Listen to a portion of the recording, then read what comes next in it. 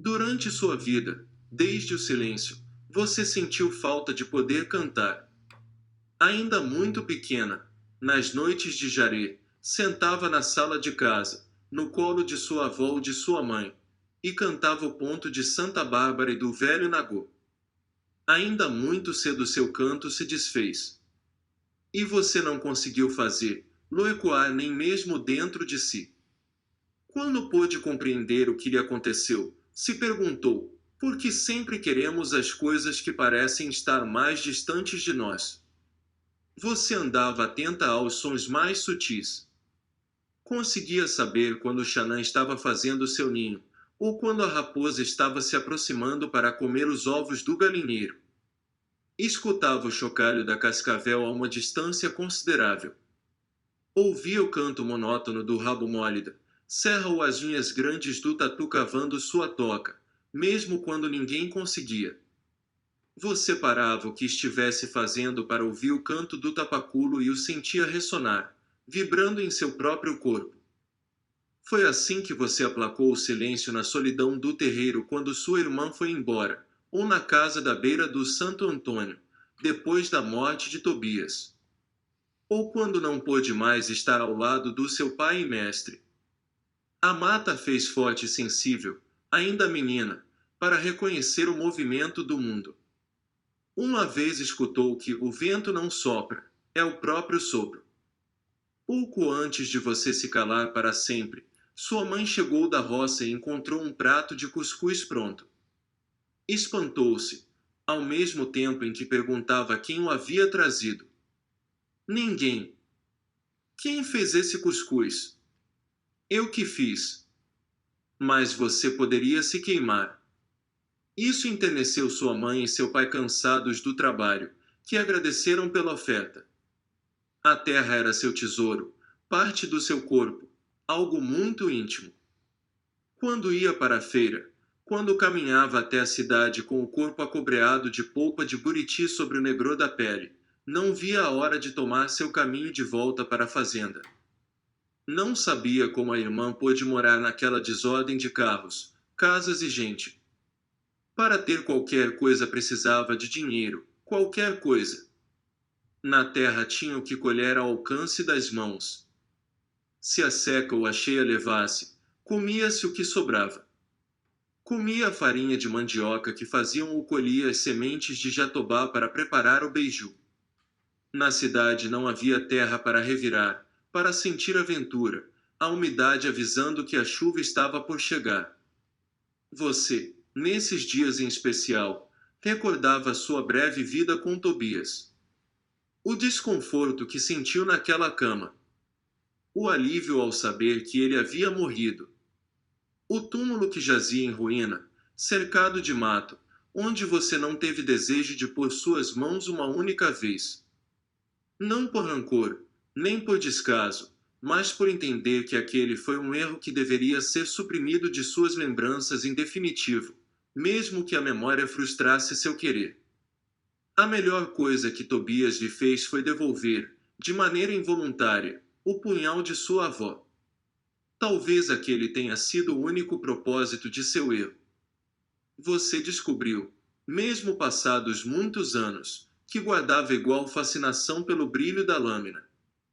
Quando pôde tê-la nas mãos outra vez, se viu em seu reflexo, com o mesmo brilho nos olhos, a menina e a velha, a inocente e a culpada. O fio de corte dividiu sua vida a partir daquele ponto, nos tempos que se foram. E cada vez que o lustrava e observava a sua imagem refletida naquele espelho sabia que sua vida poderia ser dividida de novo. Como um buzeiro frondoso ou seco, no escasso período das águas ou em todo o resto do tempo. Como no dia em que, carregada de ódio, riscou a lâmina na pele do pescoço de Aparecido. A vida quase se dividiu. Quis proteger Maria Cabocla, a mulher que a tocou com as pontas dos dedos, que trançou seu cabelo e a fez deitar na cama para descansar como se fosse uma guerreira amada. Sofrer, esse sentimento difícil de exprimir e rejeitado por todos, mas que a unia de forma irremediável a todo o seu povo.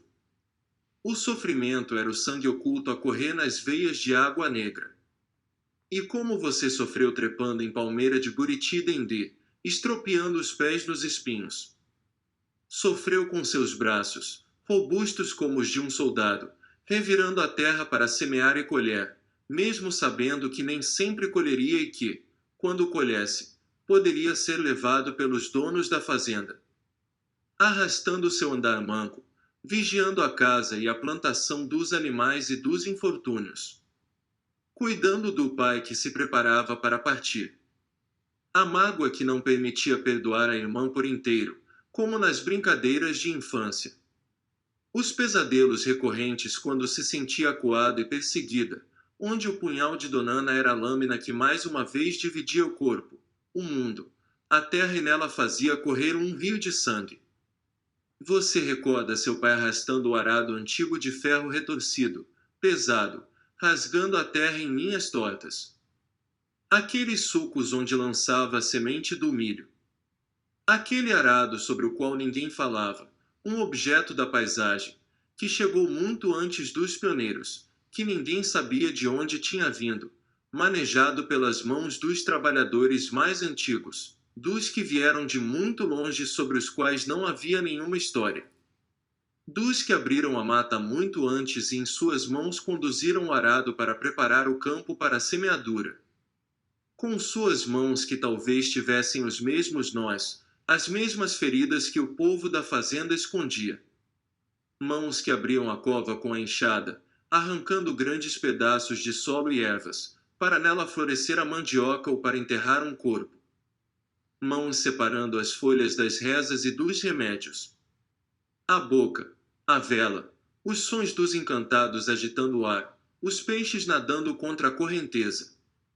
É quando você pressente e aceita que suas mãos, as mesmas que lavram a terra de onde se levanta a vida, poderiam ser o amparo ou o fracasso de toda uma luta.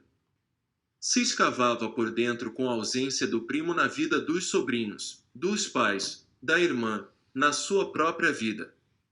Ele, como seu pai, que havia lhe dado tanto conhecimento sobre a história esquecida, sobre os direitos negados.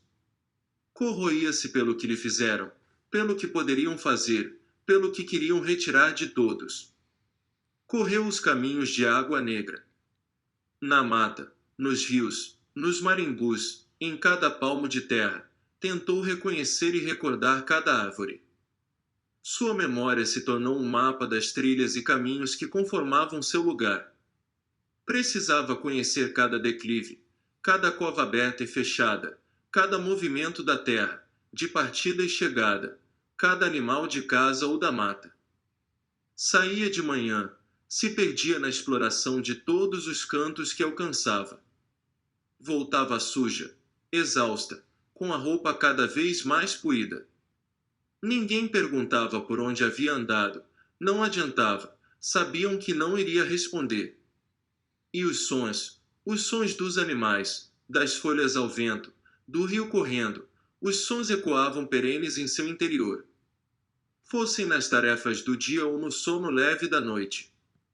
Então sentiu que desde sempre o som do mundo havia sido a sua voz.